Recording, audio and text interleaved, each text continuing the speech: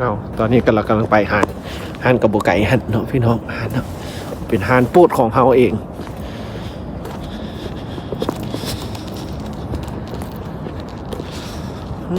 บรรยากาศ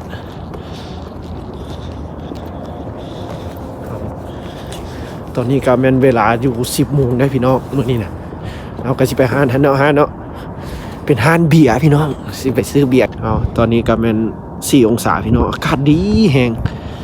บ่มีฟ้าเมฆหยังก็บ่มีเดือนก็งามพี่น้องไอ้มื้อนี้นะเดือนเด้อพี่น้องเด้อนี่หานกันยืนไปเข้าหานกับน้องสายตาเพิ่นสิพาอายเพิ่นไปลุยหานมื้อนี้เพิ่นสิเอาหยังได้เมื่อกี้นี้เขาก็เข้าไปหานนั้นปิดพี่น้องหานเพิ่นปิดเนาะก่ายโมงละตอนนี้เขาก็มาหาน24 ชั่วโมงโอ้ยได้ย่างไก่เติบอีกน้อยนึงหาน24พี่น้องเข้าหาน24ปลาดุกตุยมักกะนัดบวกอีกเลยหาน24พี่น้องเข้าหาน24ไปน้องสายยองก่อนเข้าไปมองดูเขาสิขายให้บ่ทงคู่ใจเพิ่นได้นี่นะ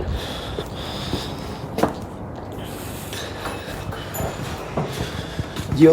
หานกระแดก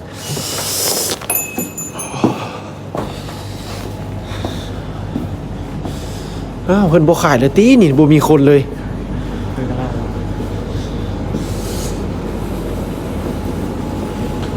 ปลาซ้อมมีแต่อาหารเอาตัวใดสีใดมักสีใด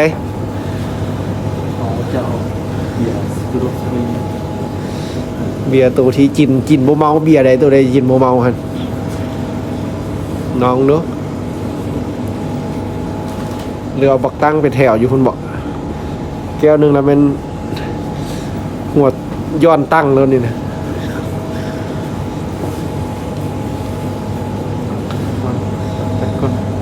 เอาเลือกเบียร์ก็เด้อพี่น้องสายมันก็ลุยเข้าไปในเลยมันจะไปเอาเบียร์เพิ่นอยากกินบ่มีอยู่นี่พี่น้องเบียร์เพิ่นสิเอาบ่มีอยู่นี่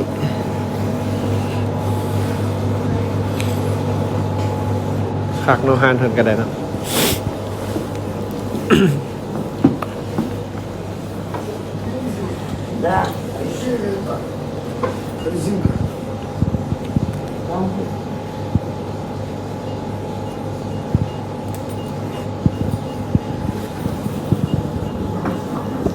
มึงกันเชียด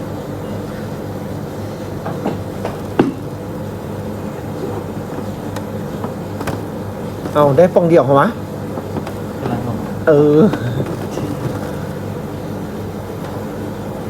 เป็นค่ากำลังชิบามาให้นะม่านเนาะทงตัวนี้เนาะ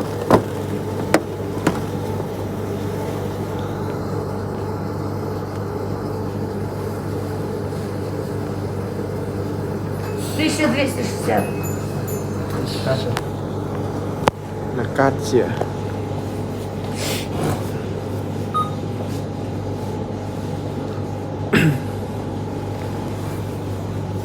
เมื่อเท่าไหร่ครับ1,200 1,200เนาะ 1,260 ลูก 1,260 ลูก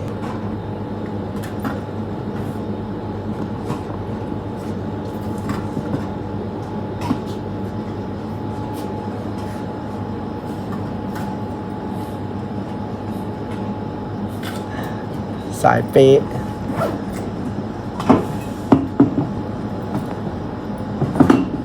ทั้งหมดจักปองครับ16 ปอง 16 ปองเอา3-4 คน16 ปอง Спасибо вам. ไป До свидания. Свидания. อีโชเปเยค่ะ เอาไปก่อนพี่น้อง16 ปอง 3 คนไปเดินเดือกดื่นเนาะเดือกดื่นกันละวันมา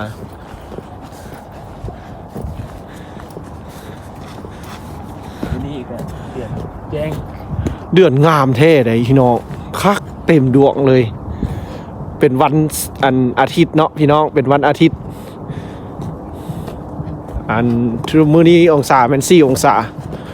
คืนวันอาทิตย์ฟ้าเดือนแจ้งงาม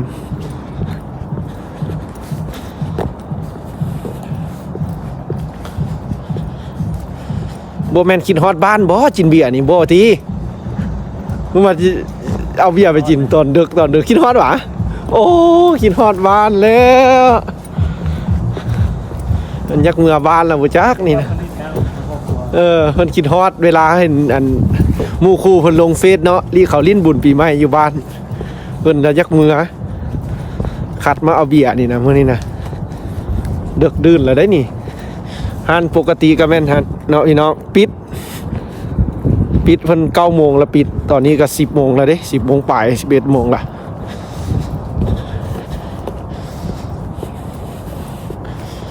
เอากระสิทายไปเนาะลิ้นกับน้องสาย2 คนนี่แหละพี่น้องเลยอยู่ไก่บ้านไก่ซองมือวันจันทร์แต่มีคนติดตามเอาพาไปเที่ยวได้อีกข้างหน้ามือวันจันทร์เพิ่นว่าเพิ่นหันสิไปเตะบาสเพิ่นว่าเพิ่นยักสวนหลายๆคนไปเตะบาสยังซอกเดินบานอยู่ซอกได้แล้วเดินบานได้โอ้เดินบานก็ได้แล้วแสดงว่าวันจันทร์นี่สิเตะบานตัวนี้เบียร์ก็สิกินพี่น้อง FC ติดตามแล้วสิพาไปส่ง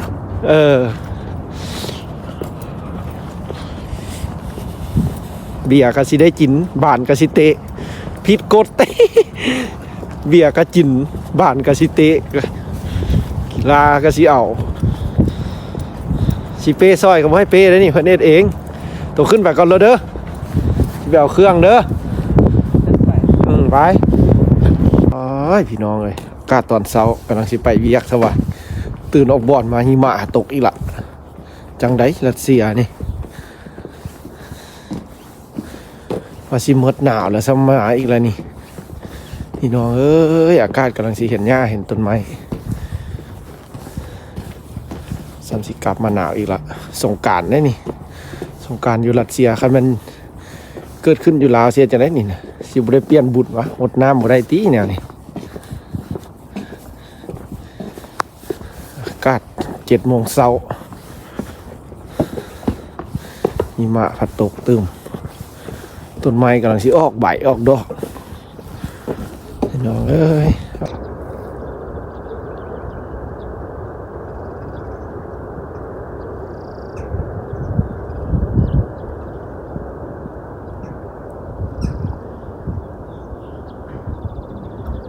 อากาศริมน้ำสวามีหิมะตกพี่น้องวันนี้นะ